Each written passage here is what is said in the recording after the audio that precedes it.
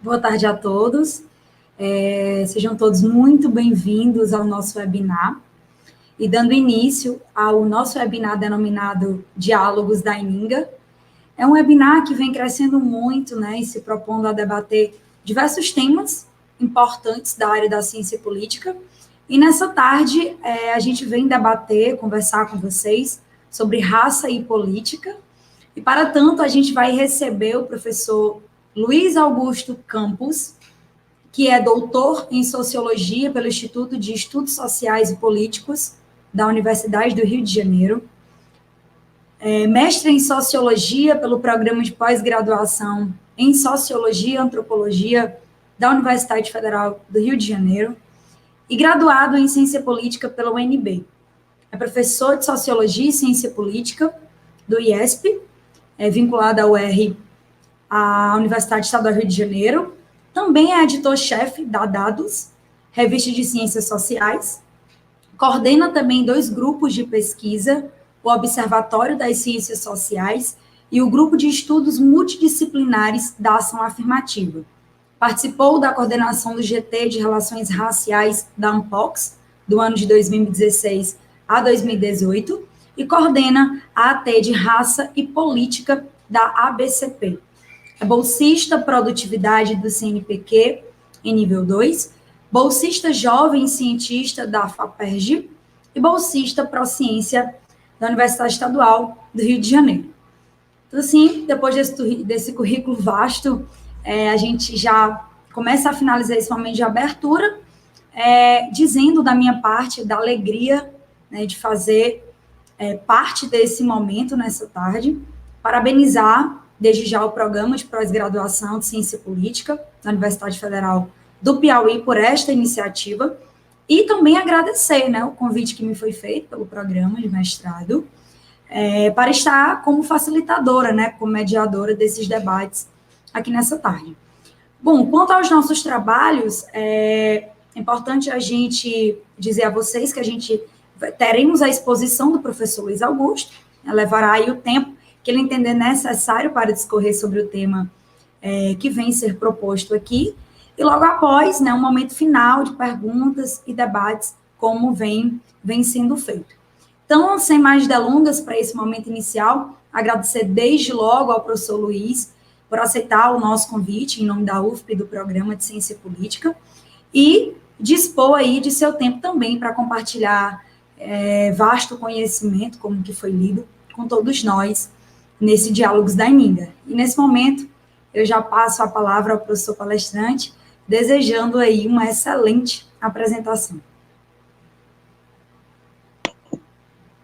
Bom, queria agradecer em primeiro lugar a generosa apresentação da Enedina, queria também agradecer ao Programa de Pós-Graduação em Ciência Política da UFP, já tive o prazer de ter estado aí fisicamente no passado, e é um grande prazer voltar a ser convidado para falar para um programa pelo qual eu tenho um grande carinho, um programa que talvez seja um dos mais estruturados no âmbito da ciência política brasileira e do âmbito dos programas mais jovens. Queria também agradecer ao Raimundo, que é um colega de longa data e que sempre me cede espaços para falar sobre os meus temas de pesquisa. Bom, da primeira vez que eu tive aí em Teresina, falando para o programa de ciência política da UFP, meu tema fundamental eram as ações afirmativas raciais, e desde então eu venho migrando para uma área conexa, talvez um pouco mais ampla, mas talvez um pouco mais específica também em relação ao tema das ações afirmativas, que é o debate sobre raça e política como um todo, né? Bom, eu acho que dispensa maiores comentários a questão racial no Brasil, né? É um tema muito candente, é um tema muito politizado nos últimos tempos, é um debate que eu imagino que todo mundo tenha participado em alguma medida. Isso acompanha um pouco a história mais ampla do Brasil, mas nos momentos mais recentes tem a ver com o advento das ações afirmativas raciais, ou seja, é um tema central para o debate público, mas não é um tema central ainda na ciência política, é algo que às vezes surpreende as pessoas, pensar que uma disciplina inteira como a ciência política não se dedica ainda como deveria, pelo menos na minha opinião, a essa temática. Enquanto, por exemplo, disciplinas próximas das ciências sociais, como a sociologia, a antropologia, têm áreas temáticas e grupos de trabalho e uma vultuosa bibliografia sobre raça e política, ou melhor, sobre raça de modo geral.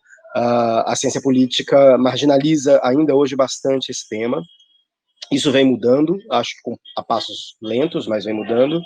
E o objetivo, digamos assim, dessa minha fala é mais ou menos dar um panorama geral de como essa área começa a se organizar, de por que essa área não se organizou no passado, quais seriam as potenciais agendas de pesquisa incluídas nessa área, e também um pouco do meu trabalho, do trabalho que eu venho desenvolvendo já há alguns anos nessa temática. Portanto, é uma palestra um pouco panorâmica,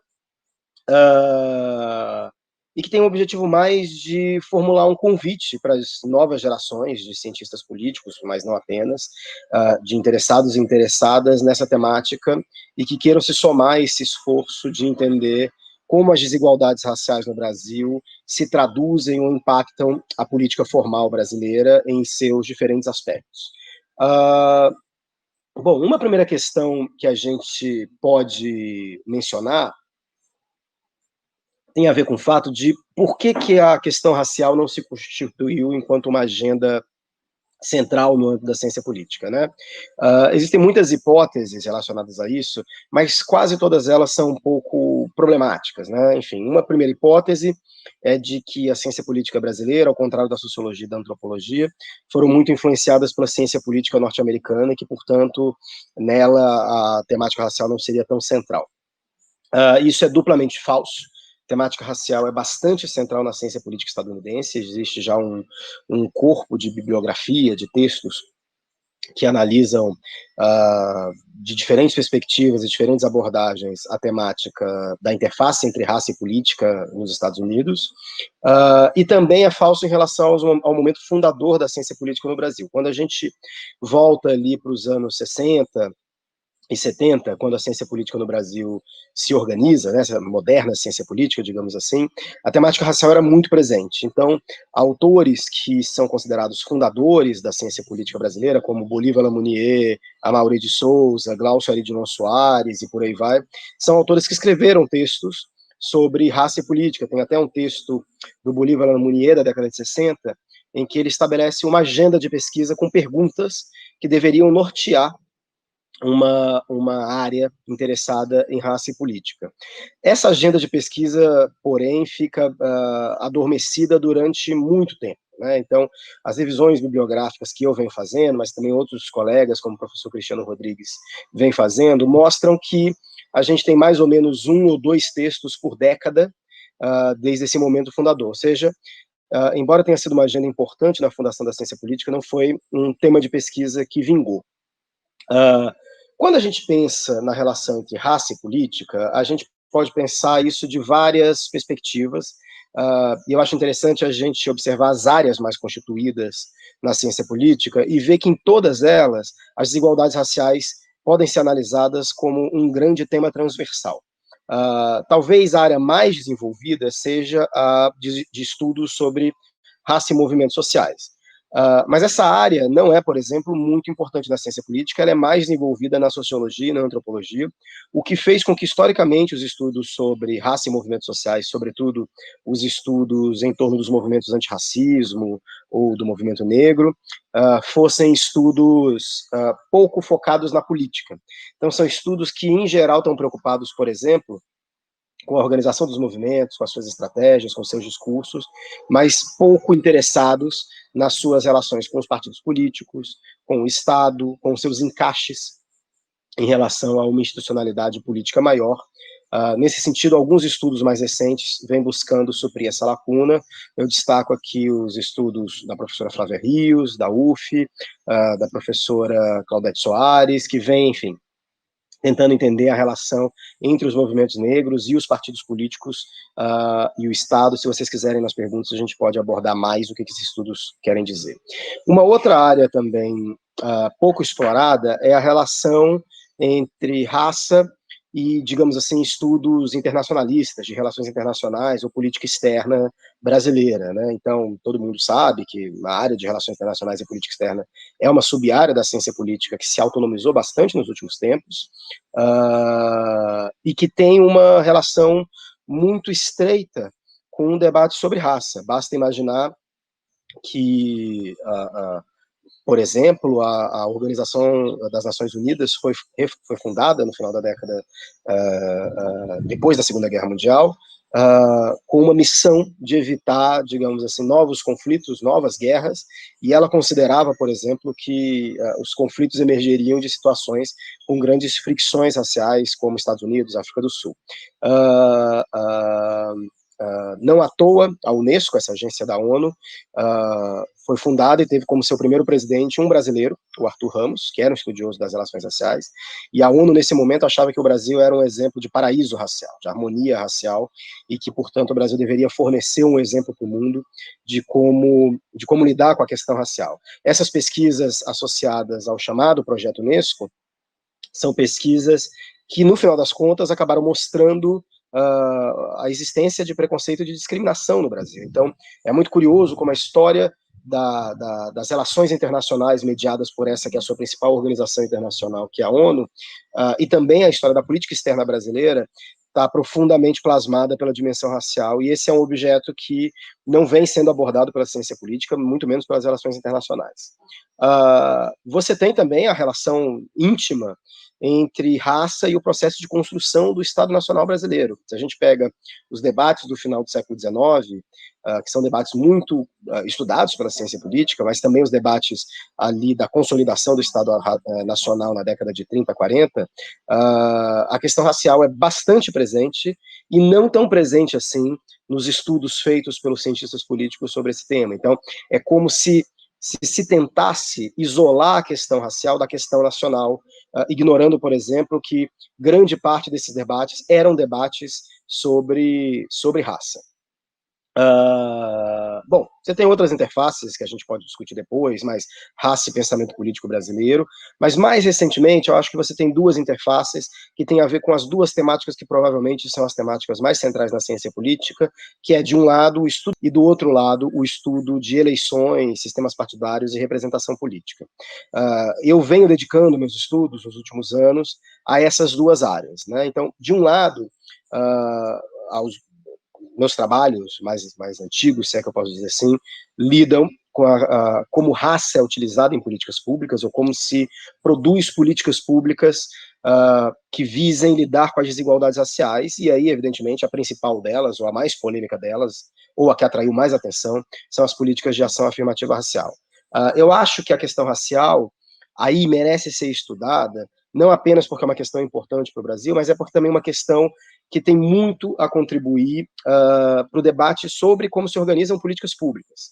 Então, se a gente pegar, por exemplo, o debate de políticas públicas, toda uma bibliografia está relacionada a como distinguir políticas universalistas de políticas ditas focais, embora a gente considere ações afirmativas focais, políticas focais, o que as minhas pesquisas vêm mostrando é que as ações afirmativas, na verdade, no Brasil se organizam de um modo focal nos seus meios, mas universalista nos seus fins. Você tem todo um debate sobre como reduzir desigualdades a partir de políticas focais em seus meios, e eu acho que as ações afirmativas raciais são um bom exemplo de como a gente pode ajudar a solucionar esses dilemas dos debates sobre políticas públicas a partir do caso específico de políticas de ação afirmativa. Isso para não falar de outras inúmeras políticas que utilizam raça e que permanecem sendo estudados pela antropologia e pela sociologia, mas vêm passando distantes da ciência política, como, por exemplo, política de saúde da população negra,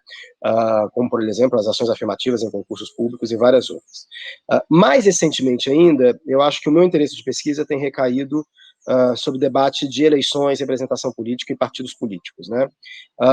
E ele surge de uma inquietação que eu repito sempre, né, talvez até demais, mas que tem a ver com o fato de que qualquer pessoa sabe, ou qualquer pessoa pode perceber que a política brasileira, ou as esferas de poder no Brasil, são controladas por homens brancos de meia idade. Então, basta comparar ou acompanhar ocasionalmente o noticiário para chegar a essa conclusão. Então, mulheres e negros e mulheres negras estão bastante ausentes da política brasileira, né?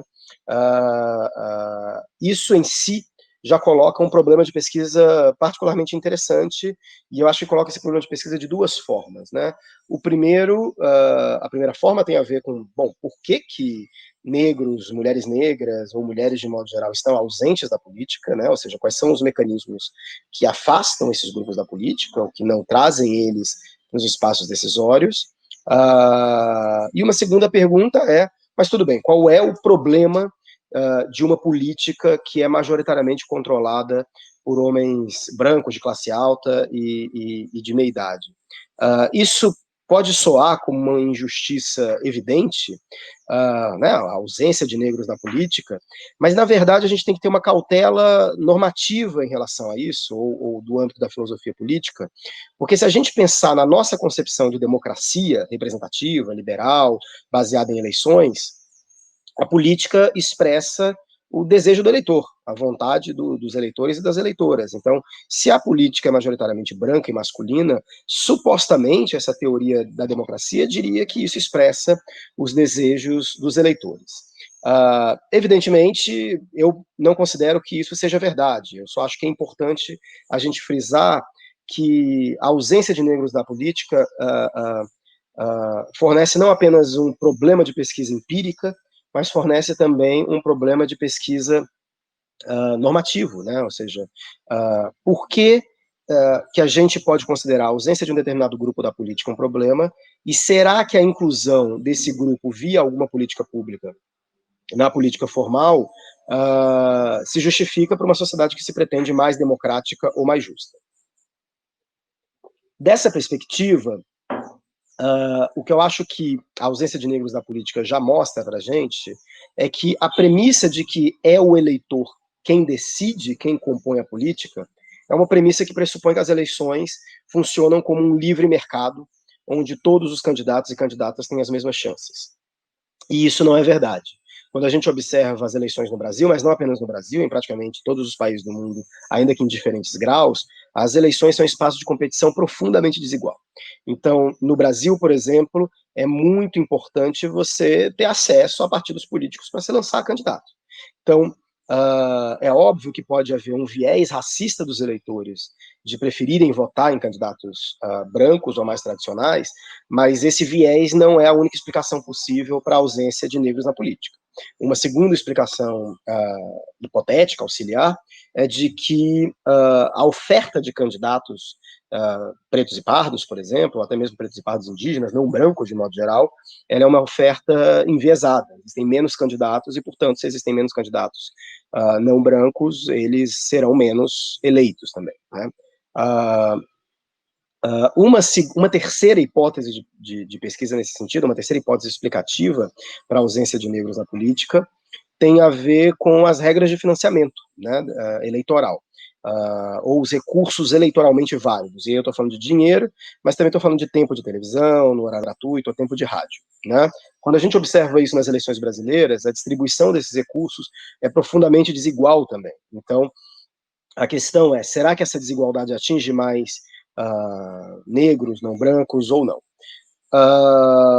Bom, dessa perspectiva mais, digamos assim, diagnóstica, o que a gente percebe é que, em primeiro lugar, não há um consenso na bibliografia, embora a bibliografia seja pequena, não há um consenso nela sobre se os eleitores brasileiros preferem votar em candidatos brancos, mais tradicionais, ou não.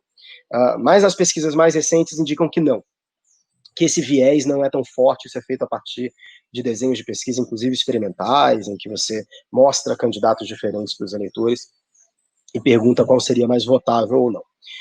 Quando a gente vai olhar a desigualdade das candidaturas, a gente nota que há uma certa desigualdade na oferta de candidatos pretos, pardos, indígenas, ou seja, a quantidade de candidatos, a proporção de candidatos não brancos ofertados nas eleições brasileiras de 2014 até aqui, ela é relativamente menor do que aquela existente na população. Mas ela não é muito menor. Então, se a gente tem hoje mais ou menos 56% da população brasileira se autodeclarando preta, parda ou indígena, esse percentual de candidaturas gira em torno de 45, de 46, ou seja, é uma diferença importante, mas não é uma diferença tão grande. No entanto, quando a gente observa como essas candidaturas se distribuem pelos partidos políticos, essa desigualdade cresce substantivamente. Então, partidos mais tradicionais e maiores, e que, portanto, elegem mais candidatos, tendem a ter mais brancos nas suas listas, né, nas suas nominatas. E partidos menores, que, portanto, elegem menos candidatos, tendem a ter mais candidaturas pretas e pardas. Um elemento importante aí para se notar de saída é o fato de que essa diferença entre quantidade de candidatos não é uma diferença que obedece muito clivagens ideológicas, esquerda-direita, né? Então, partidos grandes de esquerda e de direita tendem a lançar muitos brancos. Partidos pequenos de esquerda e de direita tendem a lançar mais negros, né? Isso vem mudando nas últimas eleições, mas essa eleição vai ser, assim, um dos grandes testes para a gente saber se essa tendência veio para ficar. Mas a tendência geral é que não se nota uma distribuição tão desigual da perspectiva racial de acordo com a cor política, né, com a cor ideológica esquerda-direita. Uma segunda curiosidade também é que alguns partidos de direita que se reivindicam muito renovadores costumam ser os partidos que têm mais brancos também. Esse é o caso, por exemplo, do Partido Novo, que nas últimas eleições, nas duas últimas eleições, foi o recordista de candidaturas brancas a despeito do discurso de renovação da política. Mas é quando a gente observa a escolha, a distribuição de financiamento, é aí que aparecem as grandes desigualdades. E é interessante, novamente, porque quando a gente observa esses dados, e eu evitei trazer slideshow aqui para a gente ter uma conversa mais informal, mas quando a gente observa esses dados, não parece haver uma grande desigualdade entre não brancos de um lado e brancos de outro. Mas quando a gente observa a distribuição das candidaturas entre aquelas que ganham mais ou menos votos, a desigualdade cresce muito naquelas candidaturas que ganham mais votos. Para entender por que isso se dá, talvez seja necessário fazer um certo comentário sobre como se organizam as eleições legislativas no Brasil, tanto para a Câmara dos Deputados, quanto para as Assembleias Legislativas, quanto para a Câmara de Vereadores. Bom, a gente está falando de um sistema proporcional, né, que agrega os votos proporcionalmente, de acordo com os partidos, e um sistema chamado de lista aberta, né, no sentido de que as pessoas não votam numa lista já fechada de candidatos, elas votam nominalmente nos candidatos, e aquele candidato que tem mais votos sobe ou desce na lista do seu partido. Além disso, a eleição brasileira tem o fato de que ela permite que os partidos lancem uma quantidade gigantesca de candidatos e candidatas. Então, cada partido ou coligação, por exemplo, podem lançar, de acordo com a lei brasileira, 150% de candidatos em relação às vagas pleiteadas. Isso quer dizer que se uma eleição, por exemplo, para a Câmara de Vereadores de uma cidade tem 20 vagas, né, se a Câmara de Vereadores dessa cidade tem 20 vagas, cada partido, cada coligação em disputa pode lançar 30 candidatos. Então, como a gente tem aí mais de 30 partidos, uma eleição para 20 vagas acaba tendo, muitas vezes, 900 candidatos. Então, isso faz, além de fazer com que se torne muito difícil para os eleitores escolher 900, dentre 900 pessoas, quem ocupará 20 vagas, mas isso também tem um outro efeito de fazer com que dessas 900 pessoas, nesse exemplo hipotético, a gigantesca maioria, 80% a 90%, não tem chance nenhuma de se eleger. Ou seja, a competição eleitoral acontece de fato entre 10% e 20%, entre ali 90 a 180 candidatos. Bom, vocês podem perguntar, se isso ocorre, por que os partidos lançam tantos candidatos? Justamente por causa do sistema proporcional de lista aberta. Então, o que vai definir se um partido vai ter acesso a vagas nessa Câmara de Vereadores hipotética é a sua quantidade de votos total. Então, quanto mais candidatos ele lançar, esse partido, mais votos ele vai ter, mais chances ele vai ter de fazer 1, 2, 3 cadeiras, ou até mais. No entanto, a ocupação dessas cadeiras vai se dar pelos candidatos mais votados. Então, a maior parte dos candidatos funcionam como candidaturas que estão ali para conseguir votos, para levar, digamos assim, outros candidatos. Nesse grosso de candidaturas, nessas, digamos assim, 810 candidaturas desse exemplo hipotético, você tem uma quantidade relativamente grande de pretos e pardos. Mas naqueles 90 que estão realmente competindo, você não tem uma grande quantidade de pretos e pardos, e mais importante, a desigualdade nesse topo da competição, em termos de acesso a recursos de campanha, é muito grande. Então essa talvez seja a principal explicação para a ausência de não brancos da política, e, de certo modo, isso, essa ideia vem tendo impactos no debate público, e eu acho que teve, surpreendentemente para mim, bastante impacto nos últimos meses, né, nas últimas semanas, na discussão feita pelo Tribunal Superior Eleitoral sobre novas regras de equalização de financiamento de campanha, de acordo com os grupos raciais de um determinado partido. Essa é uma discussão que gerou bastante polêmica, talvez a maioria de vocês tenha acompanhado pela mídia, mas o que o TSE decidiu é que não pode haver essa discrepância de distribuição de recursos de campanha para candidaturas brancas e não brancas. O que o TSE fez, de certo modo, foi expandir para a questão racial uma outra decisão sua, tomada pela ministra Rosa Weber e válida nas eleições de 2018, que determinou a distribuição mais igualitária de recursos entre candidatos homens e candidatas mulheres. Então, o TSE entendeu que essa interpretação da ministra Rosa Weber valeria também para grupos raciais. No entanto, o TSE entendeu que não caberia a ele, não caberia ao tribunal, estabelecer cotas raciais nas listas dos partidos, ou seja, estabelecer mínimos de candidatos negros para cada um dos partidos. Ao contrário do que acontece com as mulheres, então, nós temos no Brasil cotas de gênero de 30% para cada sexo, ou seja, nenhum partido pode lançar menos de 30% de cada sexo, de candidatos de cada sexo, e mais de 70% de candidatos de cada sexo, ou seja, tem que ter 30% de mulheres no mínimo, 70% de homens, ou 30% de homens e 70% de mulheres, embora isso seja um caso, nunca houve isso no Brasil. O que a decisão do TSE, digamos assim, pode ter como consequência, sobretudo se o STF decidir que ela vai ser aplicável esse ano? Ela é uma decisão positiva, porque ela ataca, digamos assim, o ponto fundamental que afasta pretos e pardos da política, né, o financiamento, como a gente já discutiu, mas ela pode também ser um tiro que vai sair pela culatra, porque, ao não estabelecer cotas, o que ela diz é que o financiamento deve ser distribuído na proporção exata da quantidade de candidatos negros daquele partido. Então, se um partido lançar 10% de candidatos negros, esses 10% terão que ter acesso a 10% de financiamento e tempo de TV. Se o partido lançar 15%, terá que distribuir 15% de financiamento para esses candidatos. Um risco é de que os partidos, para escapar da burocracia e escapar de um eventual julgamento no TSE, que mostre que eles tiveram problemas nesse financiamento, é que os partidos justamente evitem lançar candidatos negros. Ou seja, a decisão do TSE não impede que um partido não lance candidatos negros, ou que lance muito poucos.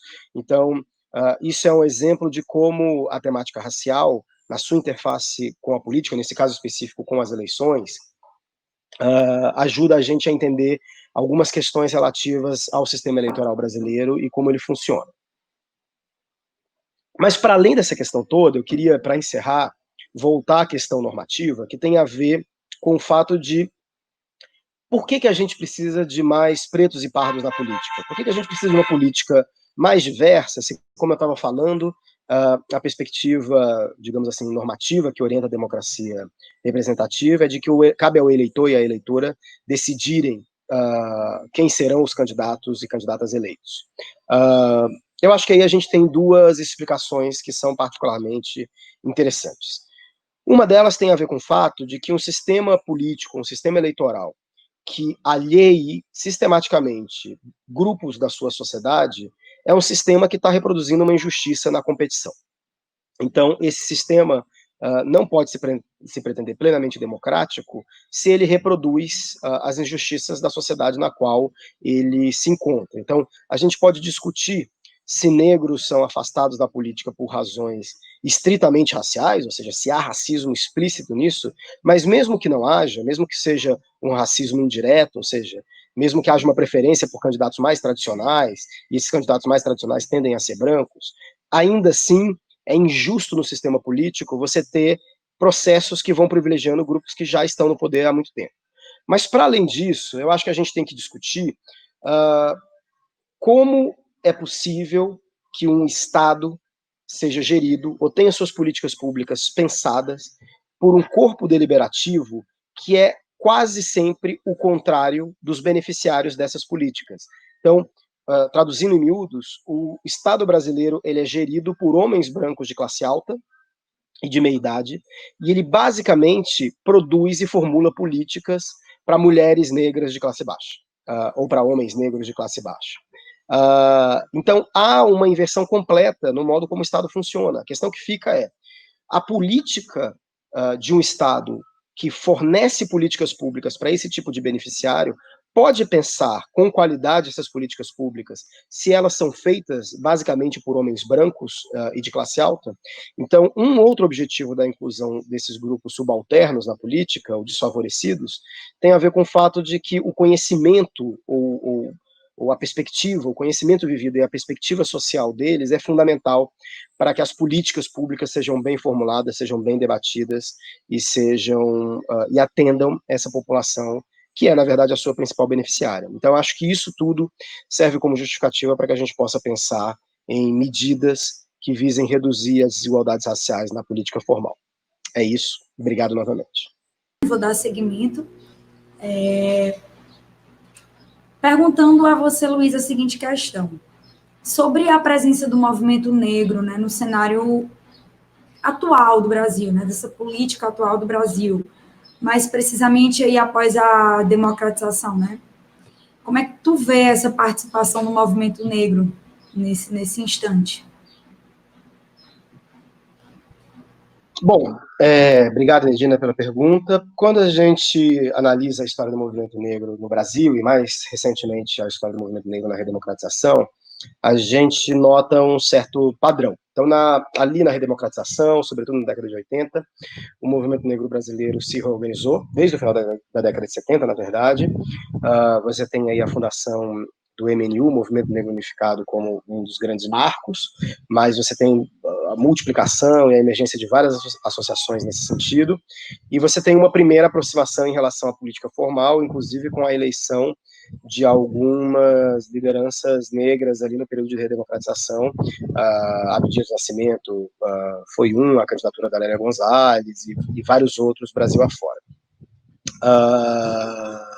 No entanto, durante, digamos assim, a década de 80 e mais drasticamente na década de 90, você tem um distanciamento do movimento negro em relação aos partidos. Esse não é meu tema de pesquisa, mas tem muitos estudos sobre isso, estudos já mencionados, da Flávia Rios, da Claudete Soares e também da professora Edilza Sotero, que mostram como você tem, historicamente, relações do movimento negro com os partidos políticos, mas nesse período de redemocratização, em determinado momento, ou nos primeiros anos da democracia brasileira, dessa democracia de 88, você tem um distanciamento crescente do movimento negro em relação aos partidos, e uma migração de estratégia do movimento negro para a relação direta com as agências estatais.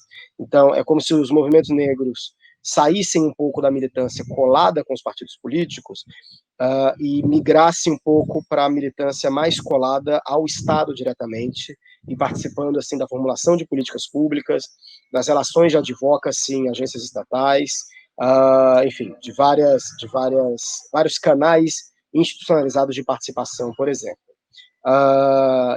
Essa estratégia, na minha opinião, teve muito sucesso. Então, grande parte das políticas públicas relacionadas ao racismo no Brasil e à população negra são políticas públicas que surgiram dessa relação do movimento negro direta com o Estado, né? ou seja, que não vieram, em grande medida, encampadas por candidaturas negras, mesmo porque candidaturas negras vitoriosas foram, historicamente, muito diminutas ou muito raras no Congresso Nacional, mas eu acho que essa estratégia encontra agora uma certa limitação, sobretudo porque a gente vive num governo, como eu já disse, de extrema-direita, muito alheio à temática racial, contrário, né, ao modo, à tematização do racismo, e que, por isso, fechou grande parte dos canais de comunicação do movimento negro com o Estado diretamente. Então, uma questão que fica é se esse novo momento, que é recente, né, que vem de 2018 até aqui, já vai ser suficiente para fazer com que esses movimentos negros retornem, digamos assim, aos partidos. Então, uma questão é, a gente terá candidaturas numerosas e fortes de militantes do movimento negro nos partidos políticos. Tradicionalmente, no Brasil, a gente teve isso em alguns momentos, mas não é uma coisa, não é uma tendência que vingou na história brasileira. E a segunda coisa é se os partidos se abrirão a isso, porque eu acho também que é importante frisar que o alinhamento dos movimentos negros em relação aos partidos políticos brasileiros tem a ver com a resistência desses partidos a tematizar a questão racial. Resistência de partidos de direita, mas também resistência de partidos de esquerda, que quase sempre consideram a questão de classe mais central e tradicionalmente viram a questão racial como dividindo a classe trabalhadora, e por isso tendem a ver com ressalvas a candidatos e candidatas que levem a questão racial como sua principal pauta. Perfeito. Professor, a gente tem a pergunta do professor Vitor Santos, nosso professor da UFP, e ele pergunta, ele parabeniza primeiramente pela exposição, né, diz da importância do tema, e ele questiona sobre a ciência política brasileira, em que medida podemos avançar nos estudos sobre esse tema. Bom, obrigado, Vitor, pela pergunta. Eu acho que tem duas coisas, assim, duas coisas que eu sempre falo para os nossos colegas. A primeira é entender que raça é um tema transversal. Então, sempre pensar na sua temática tradicional de estudos e pensar assim, que isso tem a ver com raça? Então, você pode ser pesquisador de pensamento político brasileiro, de comportamento político, de eleições e representação política, enfim, de diferentes temas de relações internacionais, de todos esses temas que eu mencionei no início, e provavelmente a questão racial vai ter uma interface com aquilo. Então, acho que um primeiro conselho, se é que eu posso dar um conselho, é que cada um de nós pense nas suas temáticas mais tradicionais e pense assim, olha, o que raça tem a ver com isso? Eu garanto que quase sempre vai ter alguma coisa, né? E aí, enfim, isso passa por buscar bibliografia, talvez buscar bibliografia internacional, que é mais vultosa nesse sentido, e ver como essas discussões têm se organizado. Mas eu acho que o segundo conselho, talvez mais banal, tem a ver com perder um pouco o medo de falar sobre raça, né? Então, na sociologia e na antropologia, você tem um corpo de conhecimento já um pouco consolidado. Então, para a gente falar sobre raça no âmbito da sociologia e da antropologia, ou mesmo da economia ou da história, a gente já tem muitos manuais editados, uma bibliografia consolidada, então a gente já sabe um pouco como falar sobre aquilo. Na ciência política a gente não tem. Então fica sempre uma sensação de, será que eu estou falando algo errado? Será que eu estou usando bem as categorias de classificação racial? Será que o que eu vou falar não é polêmico? Trata-se de um tema muito controverso, que suscita muitas paixões, mas eu acho que a gente tem que, em primeiro lugar, pensar nas nossas áreas específicas, em como elas se relacionam com a questão racial, mas, em segundo lugar, ter um pouco de ousadia e perder esse medo de adentrar uma temática tão polêmica. A gente conseguiu, desde o ano passado, na verdade essa vai ser a primeira edição da ABCP com uma área temática sobre raça e política, e a gente espera que os colegas e as colegas passem a mandar trabalhos para essa área temática, para que a gente possa discutir o tema nela com maior profundidade. Obrigada novamente, professor. Temos mais outra pergunta, do Marcos Vinícius. Ele pergunta, você acredita que com o acesso dos negros às candidaturas na campanha eleitoral de 2020, haverá um avanço nos números de pretos eleitos? Olha, a questão é a gente saber se vai haver um avanço das candidaturas, né? Então, Como eu disse, a decisão do TSE, a antecipação da decisão do TSE para esse ano, que ainda não foi decidida pelo STF, ela pode gerar problemas. A gente pode ter uma redução no número de negros candidatos, né? Os partidos podem fazer isso para evitar ter que distribuir recursos de campanha de um determinado modo obrigatório. Então, é difícil dizer. A gente, salvo engano, no final de setembro a gente já vai ter as listas de candidaturas aprovadas pelas conferências, pelas convenções partidárias, e aí a gente vai poder estabelecer primeiro se houve um aumento ou diminuição da proporção de candidatos nas eleições. Uma segunda coisa é saber se essas candidaturas serão competitivas. Então, se elas terão acesso a recurso de campanha, do modo como o TSE tem recomendado, ou a depender do STF, do modo como o TSE obrigará. Então, é difícil saber isso. Eu acho que a gente tem hoje, com essa decisão do TSE e a possível decisão do STF, dois cenários muito diferentes, bem possíveis, mas aos poucos, nos próximos meses, a gente vai ter mais elementos para responder essa pergunta. Perfeito. Temos outra pergunta, do Márcio Cunha Carlo Magno. Ele pergunta, professor Luiz Augusto, sobre a resolução do TSE, STF, como garantir que esta cota de financiamento não seja distorcida pelos partidos com simples mudança na autodeclaração dos candidatos? Isso é uma questão bem complicada, Márcio. Primeiro porque você não tem nenhum controle sobre isso. Hoje a variável co-raça, ela é uma variável de um formulário do TSE, então ela serve a fins simplesmente de pesquisa, digamos assim, né? Ela não tem nenhum impacto na distribuição de recursos. É uma pergunta no formulário que os candidatos respondem. E, diga de passagem, nem sempre são os próprios candidatos que respondem, muitas vezes são as secretarias dos partidos que vão lá e preenchem qualquer coisa. A gente tem muitos casos, nas últimas eleições municipais de 2016, de municípios e partidos em que todos os candidatos se declararam pardos, né? Ou seja, não que isso seja impossível, mas é algo que coloca em dúvida a autodeclaração. Você lembrando aí do vice-presidente Mourão se declarando como indígena, complicado, né? A gente teve um caso mais famoso ainda, que foi do Rodrigo Maia, registrado como pardo.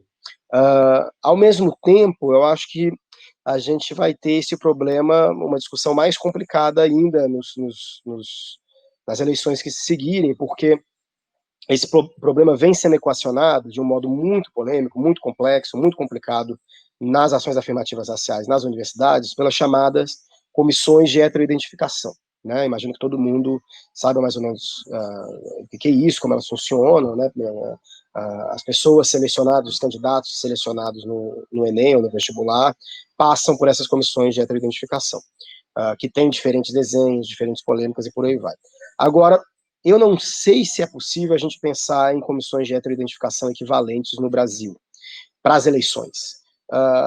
Primeiro porque a gente está lidando com um país continental, e onde a questão racial varia muito de região para região. Então, pessoas que se classificam de um modo ou de outro numa região, se classificam de outros modos em outra região, então isso cria muitos problemas para a gente pensar numa comissão uniforme para sair classificando todos os candidatos. E segundo, por causa daquele problema da quantidade de candidaturas, né? Provavelmente, as eleições municipais esse ano, a gente terá mais ou menos aí 500 mil candidatos no Brasil inteiro. Como é que se submete esse povo todo a comissões de heteroidentificação racial? Eu acho que uma saída possível é que essa cota de diversidade,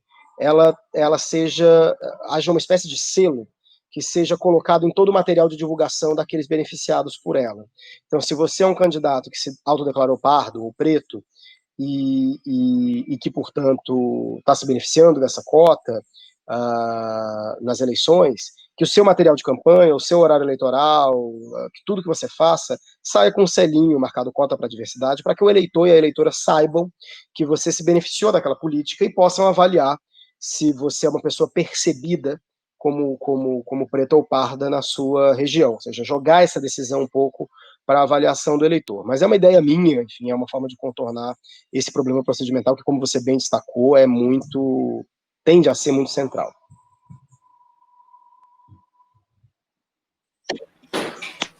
Excelente.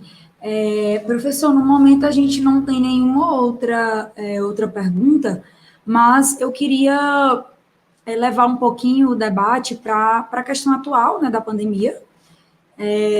Assistindo algumas manifestações suas, participação em outros diálogos, eu vi um questionamento muito importante, eu queria fazer algo semelhante, né, para trazer para esse momento. Então, assim, no que se refere a esse debate da questão racial, ele é um debate que ele vem ultrapassando séculos aí na nossa sociedade, né? E a minha pergunta é no sentido justamente desse debate com relação com a pandemia. Então, diante desse momento de pandemia que a gente se encontra, o debate da questão racial, você acha que ele vai ser afetado, que ele vai mudar de alguma maneira?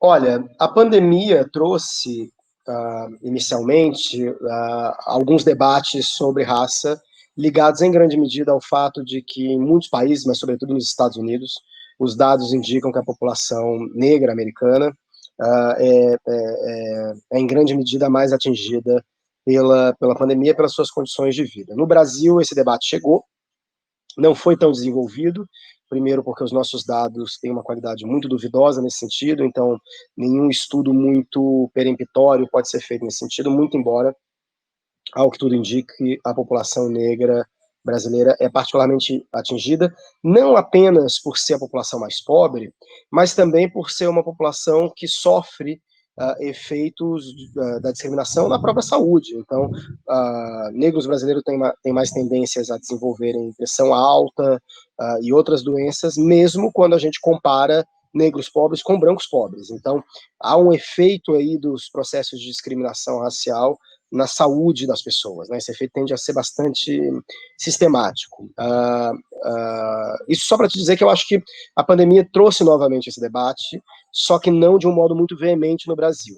Por outro lado, os protestos nos Estados Unidos por ocasião do assassinato do George Floyd, do assassinato bárbaro por aquele policial estadunidense, eles reverberaram um pouco no Brasil, e eu acho que ainda vem reverberando muito na mídia.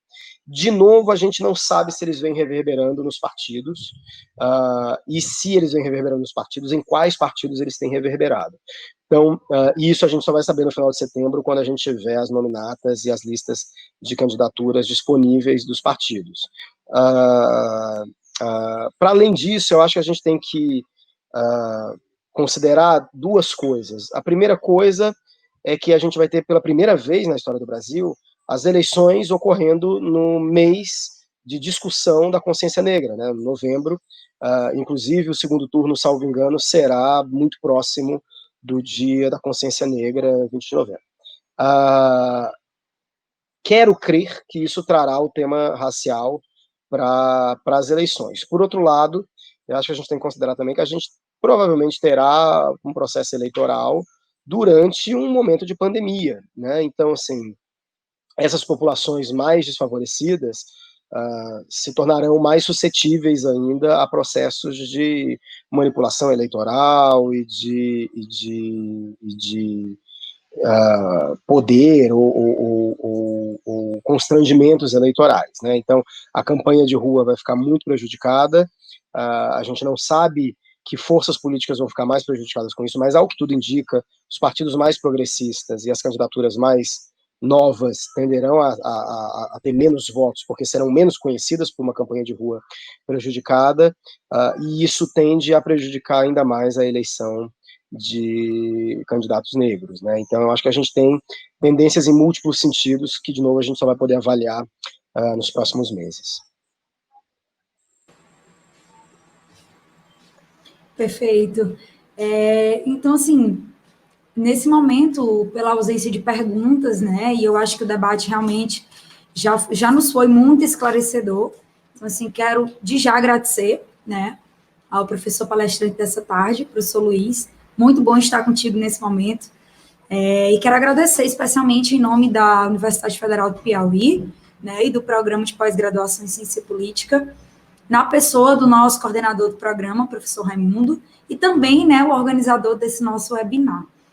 Então, assim, muito obrigado por ter topado, por dispor do teu tempo para estar com a gente aqui. Obrigado, eu que agradeço, espero voltar assim que possível.